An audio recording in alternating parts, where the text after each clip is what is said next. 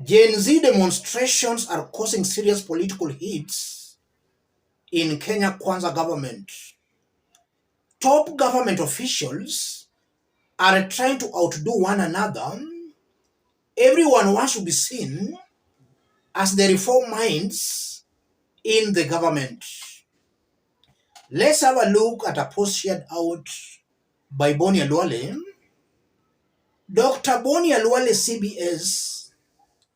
Ladies and gentlemen, the Deputy President of the Republic of Kenya, and you are seeing Boni Alwale shared those remarks made by Rigathi, and Rigathi is quoted saying this: "It is unfortunate that when they were telling people the country has no money and imposing high taxes, some were carrying money in sacks and dishing it out in fundraisings." Rigathi Gachagua, Deputy President. Why is Boni Alwale sharing out that? And what does Rigathi intend to achieve by making those remarks?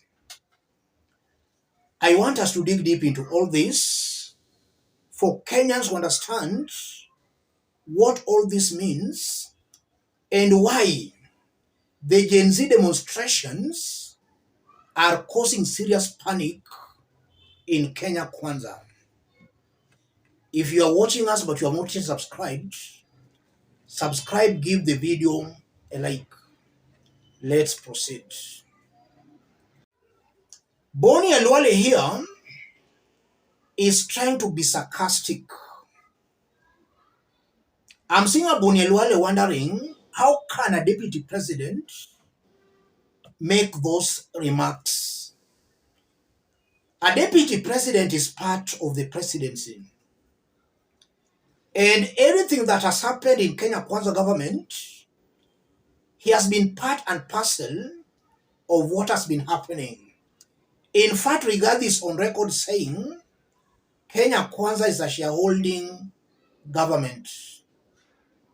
Why is he now complaining of high taxes while he has never stood to speak against the high taxes and he is a beneficiary of the high taxes? What's happening here, ladies and gentlemen? The first thing coming out very clearly, Rigathi is a sympathy-seeking addict. The Gen Z demonstrations have rendered him irrelevant. He was making headlines for some weeks, but upon the demonstration starting, Rigathi has been rendered irrelevant. So he's trying to gain the relevance. He's a sympathy-seeking addict. That's what is coming out clearly from this. And he's making those remarks at this point in time in order to identify with the Gen Zs. He's trying to distance himself from the government. He's trying to create an impression that is not part of the oppressive rules being implemented and initiated by Kenya Kwanza government. The truth is, Rigathi is part and parcel of the oppressive rules and policies. In fact, during the voting on the finance bill, he personally mobilized leaders supporting him and they passed the bill in parliament. So this is just a person who is still assuming Kenyans are fools and the Gen Zs should deal with him. He's taking them for fools and he's taking Kenyans for fools. He's part and parcel of Kenya Kwanza's oppressive rules and policies. In fact, he's a beneficiary of those oppressive rules. He's rebelling because Ruto is dumping him. Ruto is not giving him what he wants. Rigathi is very desperate to work with Ruto, and if only William Ruto can embrace him tightly, then he will wholeheartedly help Ruto in oppressing Kenyans. He's making those remarks because Ruto is not interested in him. So let me say this.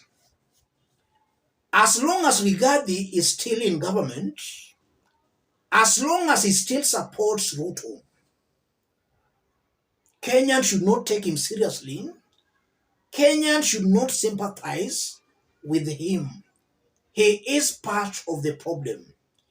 And even if he was to quit the government today, Kenyans should not sympathize with him because he has been part and parcel of the oppressive Kenya Kwanza regime. We need a total overhaul. Any leader who has served with Ruto in Kenya Kwanza, that's a person who has and must be rejected. The remarks by Rigathi Gachagua are also a continuation of the shadow boxing and the fightings that have been going on in the government. I'm seeing this as a continuation. But now Kenya should not concentrate more on Ruto Rigathi fight. Let them fight.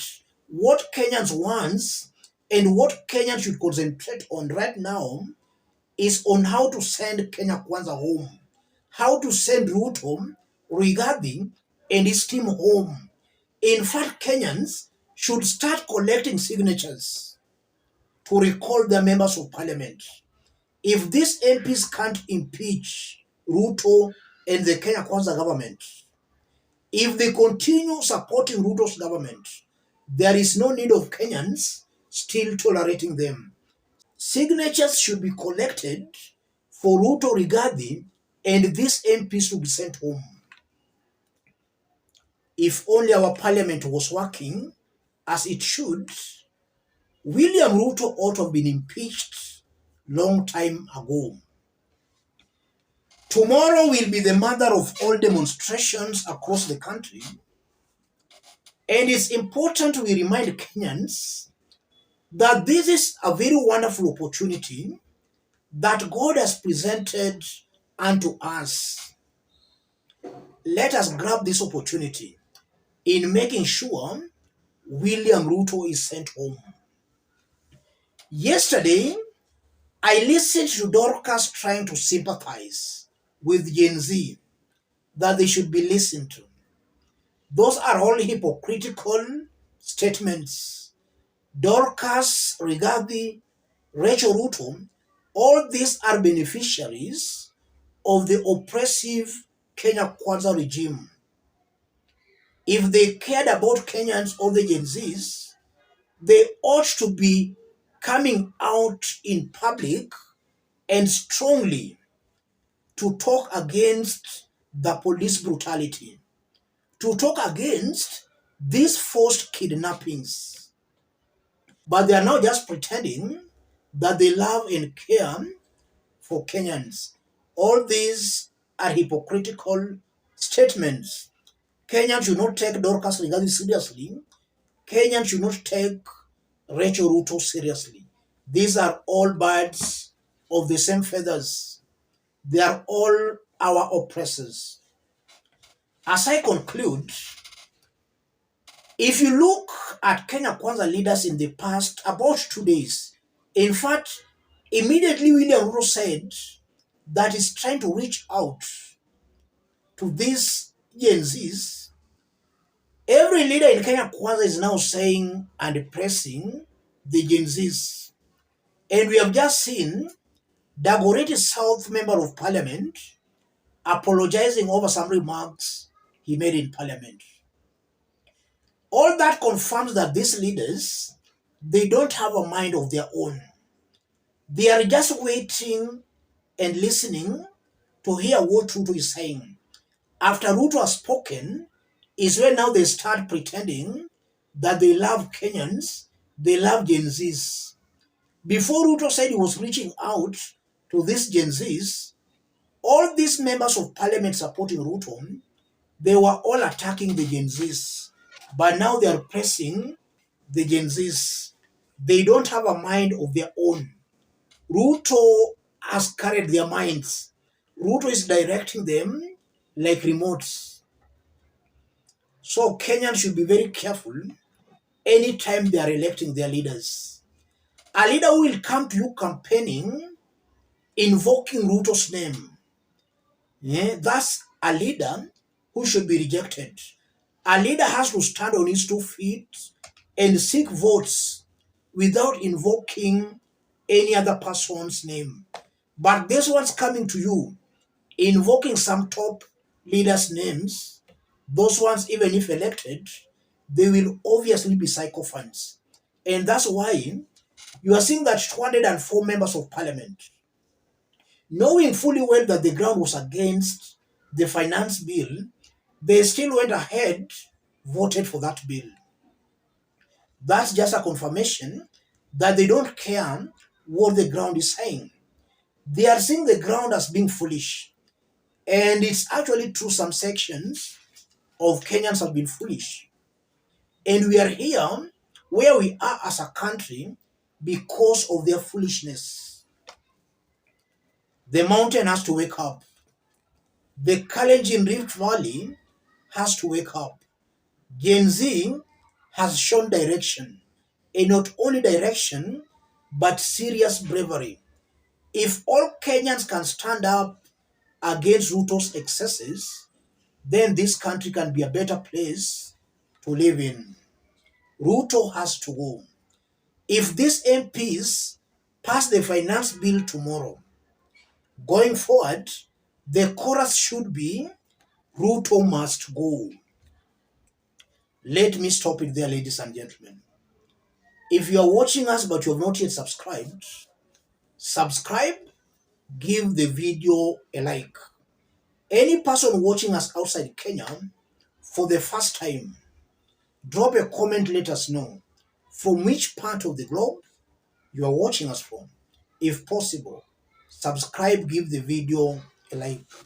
Let's meet in our next analysis. Thank you. God bless you.